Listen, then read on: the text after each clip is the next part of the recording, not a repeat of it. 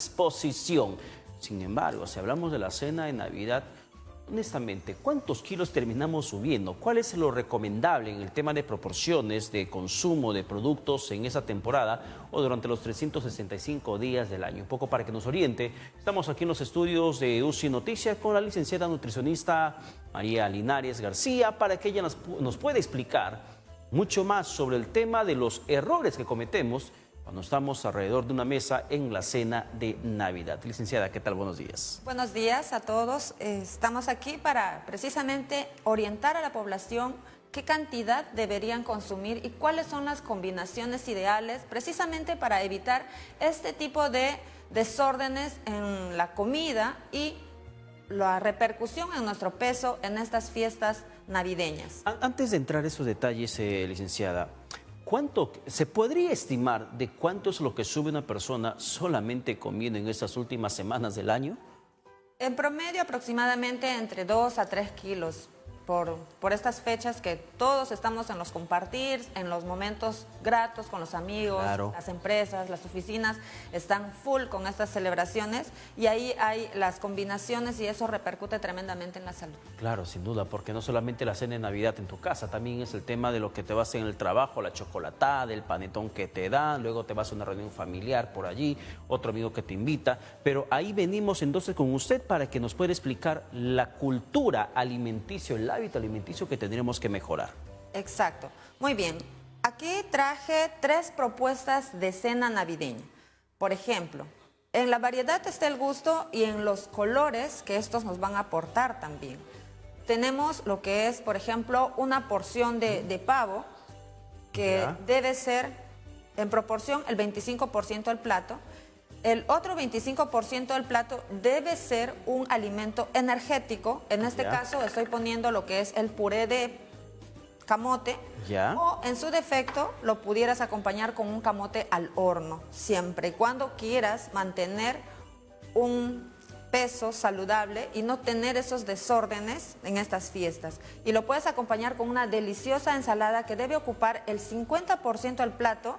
Estoy planteando una ensalada que a mí particularmente me encanta, que es en base a manzana verde, apio, pasas y pecanas o almendras, semillas oleaginosas que nos aportan grasas buenas y azúcares importantes. En el tema de ensaladas, por ejemplo, cuando se prepara la famosa ensalada blanca, que también justamente contiene un poco de manzana, pero además el ingrediente principal le veo que le ponen es el tema de mayonesa. ¿Cuánto afecta la mayonesa en la absorción de nutrientes en el cuerpo para evitar subir de peso?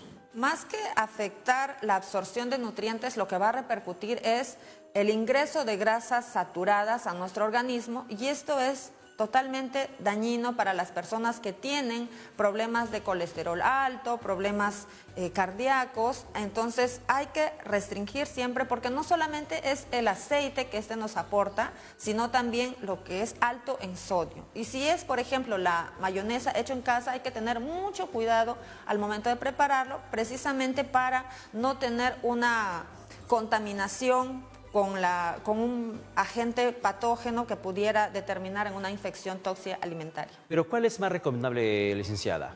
¿Preparar la mayonesa en casa o comprarla ya hecha? Teniendo las condiciones adecuadas al momento de preparar la mayonesa, yo recomendaría que lo hagan en casa porque entonces tendremos una mayonesa del momento. Una mayonesa que sabemos qué tipo de aceite le estamos poniendo, qué insumos estamos haciendo. Y es más, podemos controlar hasta el toque de sal que se le debe poner a la mayonesa y no tener un producto que tenga alto en sodio. Claro, y además de eso, la porción, por ejemplo, de consumo de mayonesa. Solo para darle el toque de sabor, ya que no pueden dejar de utilizar, dejar de consumir, yo le recomendaría un toquecito, solamente para darle el toque de sabor. Como para no perder la costumbre. Exacto. Bien, ¿qué otras alternativas de cena navideña? La otra alternativa de cena navideña que propongo es, por ejemplo, si vamos a comer carne roja, que sabemos bien, tenemos un aporte de hierro ahí, podemos acompañarla. Igual, 25% del plato debe ser el alimento proteico, en este caso la carne roja, acompañamos del arroz que ustedes prefieren, pero recuerden siempre que debe ser media taza de arroz o el tamaño del puño de la mano, siempre enfatizando eso, y en este caso lo estoy acompañando con una porción de ensalada fresca, lechuga, tomate, pepinillo, las que ustedes prefieran, y lógicamente tienen que alinearlo con limón, porque el aliño de la ensalada, que es el limón, va a armonizar perfectamente con la carne de res para una mejor absorción de hierro. Y también tenemos la otra propuesta que es, por ejemplo, ya el asado o el pavo, la porción de pavo, con la porción recomendada de ensaladas. En este caso tenemos las ensaladas de verduras cocidas, tipo ensalada rusa. Nótese que aquí no estoy poniendo la papa que tradicionalmente se lo pone. ¿Por qué? Porque vamos a tener la opción de poner puré de papa o la papa entera en su magnitud, como puede ser una papa al horno. Recuerda que aquí también el agregado de la mayonesa hay que tener en cuenta que solo debe ser para darle el toque de sabor. Ya, ahora, en el tema del aliño con limón, ¿hay algo, a ver, dime, ¿es un mito o es una verdad? Que cuando comas una comida con grasa, por ejemplo, te quieres meter tu lechón y escuchando sus recomendaciones hace su ensalada y además se toma su limonada, ¿eso te ayuda un poco a cortar la grasa? Eso es un mito que hay que romper. Creo que todos estamos ya en la lucha con eso de romper mitos. No hay alimento que queme la grasa, no hay alimento que derrita la grasa. La única forma de derretir la grasa, por así decirlo, es haciendo actividad física y reduciendo el consumo de estos alimentos altos en grasa. O sea, no es que te vas a meter tu comida con bastante grasa, bastante fritura y de paso para que puedas quemarlo, para que le puedas bajar ese es el término, para que te puedas bajar la grasa te metes tu buena limonada cargada. No, eso es mentira, eso es un mito y hay que sacarlo de nuestro chip.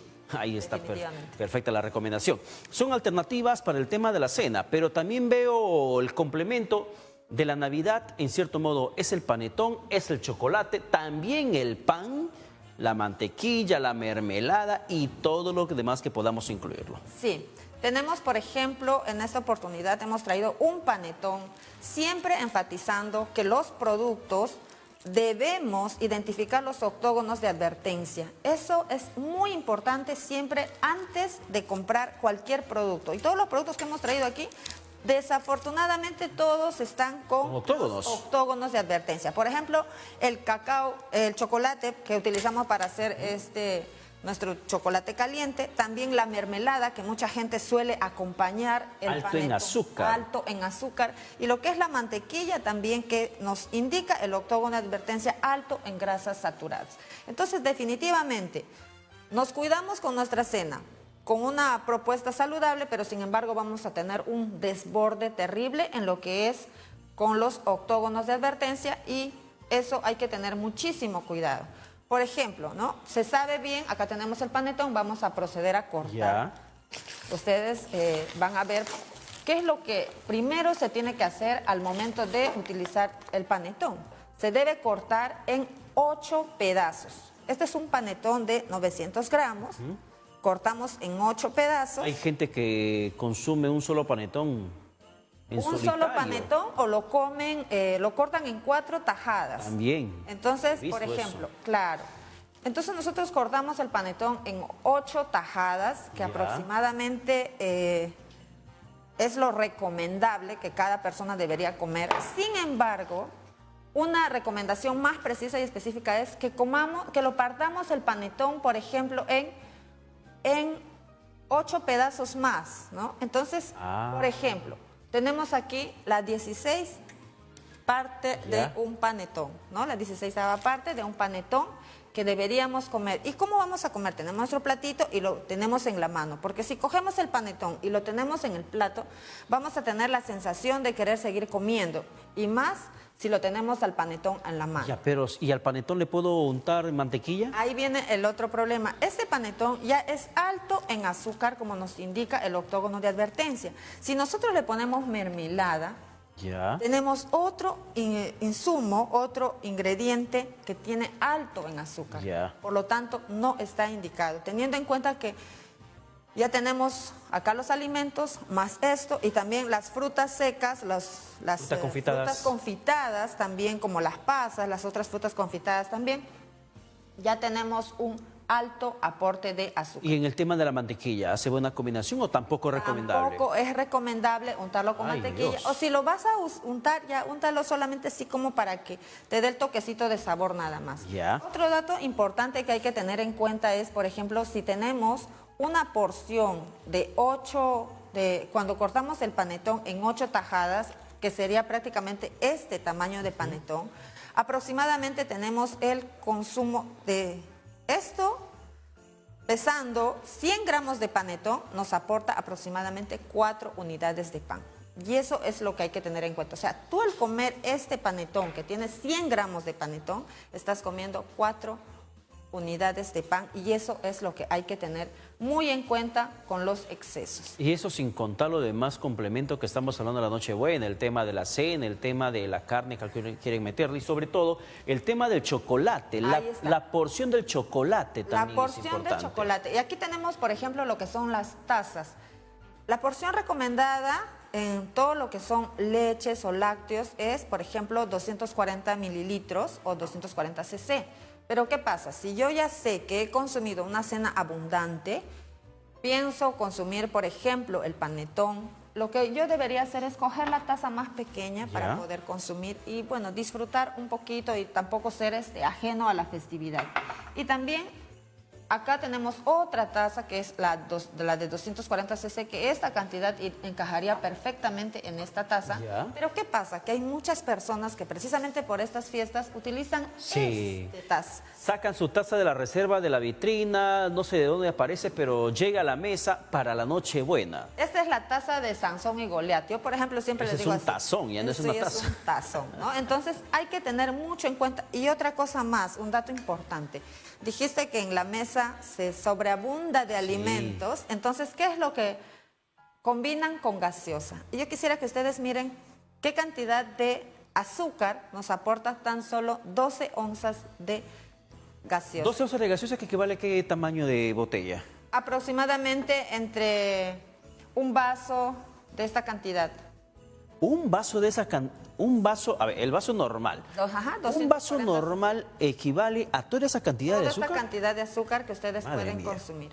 Entonces hay que tener mucho cuidado, porque recuerden que las bebidas industrializadas, gasificadas, ya son altos en azúcar. Por lo tanto, hay que tener mucho cuidado con eso.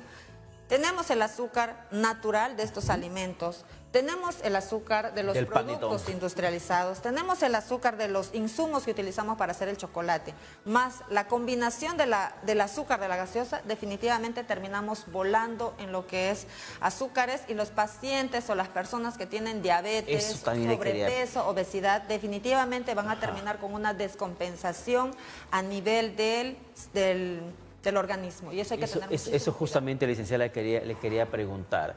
Si estas son las recomendaciones para una persona que aparentemente no tiene ningún problema de salud, ¿cuáles serían las recomendaciones para las personas que tienen un problema de diabetes o, en todo caso, problema de hipertensión arterial? En lo que es, por ejemplo, los pacientes con diabetes, esto es una cena ideal para ellos. ¿Ya? Porque las porciones están dadas en base a la recomendación de la ADA, la Asociación Americana de Diabetes. Entonces, estas serían la cena, una propuesta de cena saludable para un paciente diabético, para un paciente hipertenso. Hay que tener en cuenta el consumo de sal, porque recuerden que la hipertensión arterial es mucho por el consumo de sal, y hay que reducir eso de todas maneras. Y definitivamente lo que yo siempre propongo es tener la cena previa, por decir 8 o 9 de la noche, y ya cuando recibimos la Nochebuena, recién proceder a consumir lo que sería el panetón y el chocolate. Precisamente, ¿por qué? Porque no haya esa bomba de energía en una sola comida. Además, siempre los nutricionistas recomiendan que se pueda consumir, si se va a cenar, que se cene antes de las 8 de la noche. Exacto. Me imagino que hay alguna explicación del metabolismo del cuerpo humano que justifique esa recomendación, ese consejo. ¿Qué pasa cuando nos metemos toda esta bomba a la medianoche? ¿Qué es lo que se estila? Por Navidad nos quedamos de hambre hasta las 12 de la noche, 11:30, en el mejor de los casos algunos se ponen a cenar a las 11 de la noche para no aguantar mucho, pero ¿qué pasa cuando llegamos a ese punto del día, a la medianoche, y recién cenamos, y la forma como cenamos también? Bien, ¿por qué se recomienda tener la cena racionada en 2 tiempos? Por ejemplo, porque cuando nosotros mandamos demasiado azúcar a nuestra sangre, a nuestro cuerpo, en las determinadas proporciones que le mandamos, presentaciones que le mandamos, el páncreas no secreta la suficiente insulina como para poder regular todo ese azúcar que estás bombardeándolo en tan sola media hora o una hora, que generalmente duran las cenas. No vamos a mentir que cuando nos sentamos a comer, pues comemos, como bien dices, por el ayuno que hemos tenido y la ansiedad de esperar la Nochebuena también hace que nuestro organismo esté ahí ansioso de querer comer, y al momento que comemos empezamos a comer, y entonces el páncreas... Es un concurso de glotones el que se hace en la mesa. El páncreas no llega muchas veces a secretar la suficiente insulina para poder regular el ¿Y azúcar. qué pasa con eso? Los pacientes que son diabéticos, muchas veces precisamente por eso es que tienen la descompensación del azúcar, se les eleva la glucosa y tienen que recurrir a su insulina, o muchas veces terminan en los hospitales. Ahí está la explicación para que la gente pueda tener muy en cuenta. No solamente se trata, no de que por Navidad voy a hacer una excepción, me meto mi bomba en la comida, finalmente consumo lo que quiero, cuando en realidad hay un daño directo que se está haciendo al cuerpo humano. Y esa última explicación, licenciada, me parece fundamental, del por qué se tiene que evitar ese consumo excesivo en la Nochebuena, cuál es el efecto inmediato sobre el organismo, y eso me queda bastante claro, la forma como es que sobreesfuerzas o sobreestimulas al páncreas para que pueda finalmente hacer su función. Y no solamente el páncreas, también el estómago, los otros órganos, el hígado, todo lo que termina influyendo para que pueda finalmente tu cuerpo absorber los nutrientes que en realidad lo estás envenenando. Hay que tener en cuenta algo. Ustedes han visto la cena tradicional, por así decirlo, de muchas personas que evitamos el consumo de alcohol, pero si aquí agregamos para el brindis, el champán, el vino, con lo que ustedes brinden. Recuerden que brindar es pues una porción razonable, no media copa de vino, una copa de champán, pero si ya eso luego empezamos ya a tomar más, ese alcohol también que va a ingresar, también va a repercutir en lo que es la digestión y el metabolismo y absorción de estos nutrientes que estamos ingiriendo en cena. Y la verdad que no sé quién nos ha dicho que en Navidad hay que empacharnos con comida. Y a la final les termina pasando todo lo que sucede en nuestro organismo de manera interna, pero las recomendaciones están dadas para que ustedes puedan tomar la mejor decisión al momento de cenar en Nochebuena. Y eso que no hemos incluido al panetón, el pan molde también, que también lo ponen, porque el panetón lo untan con la mantequilla, el pan molde lo meten con la mermelada, y es la forma como termina finalmente la gente cenando, sin contar la carne, sin contar las cremas que se preparan, la gaseosa, el chocolate, la cerveza, el champán, la verdad, que qué bomba la que hacemos en Nochebuena. No sé de dónde hemos adquirido estas costumbres foráneas, porque definitivamente peruanas no lo son, pero sin embargo consumimos de esa manera, y bueno, ya estamos metidos en esto, ahora hay que educarnos, hay que educar más a la población para que podamos pasar una Nochebuena saludable, como bien decimos. Bien, licenciada, muchísimas gracias por estar con nosotros. Gracias a ustedes y que pasen unas felices fiestas. Ya, una preguntita más. En el tema del panetón, se me pasaba eso. ¿Cómo identificar un producto de calidad? ¿Cómo puedo saber que este panetón, que este producto en verdad es bueno relativamente bueno para mi consumo, que no está adulterado? Hace algún tiempo, si mal no recuerdo, era una lucha con el tema del bromato de potasio. ¿Por qué? Porque el bromato tiene la característica de inflar el producto. Entonces, lo que nosotros, por ejemplo, en este panetón, vamos a voltear. Si ustedes miran este panetón, es un panetón, hablando del bromato, es un panetón, por así decirlo, no está hinchado, no está hueco en el interior del panetón. Eso sería una identificación. Y lo otro, comprar en establecimientos garantizados y leer lo que es el etiquetado nutricional para ver efectivamente qué insumos se están utilizando para preparar este panetón. Y cuando hablamos de los octógonos, siempre tener en cuenta eso, el octógono de advertencia. Las advertencias. Otra cosa más, no hay producto malo, sino lo que consumimos en exceso es lo que es dañino para nosotros. Y también el hecho de que sea, por ejemplo, un panetón integral no quiere decir que por ser integral tú vas a comer desproporcionadamente. Lo que hay que tener en cuenta es las porciones. Hay algunos panetones, algunas marcas que están libres de octógonos. Ojo, pestaña y ceja con eso. No quiere decir que puedes comer desproporcionadamente. Todo lo contrario, significa que es un producto que han reducido y se han ceñido a las legislaciones peruanas de la ley de advertencia, que simplemente han reducido su azúcar y por eso es que nos mandan esta propuesta. No es que no tenga azúcar. No es que no tenga azúcar, simplemente que han reducido la cantidad de azúcar y es por eso que no tienen el octógono de advertencia. Y si se consume en exceso, el efecto va a ser igual. El efecto es el mismo, No hay igual te aporta ninguna- azúcares, igual te aporta, te sube de peso. Sodio. Hay que tener mucho en cuenta. Simplemente han reducido un poco y es por eso que la ley no los obliga a tener el octógono de advertencia. Bien, licenciada, muchísimas gracias por estar con nosotros. Gracias a usted.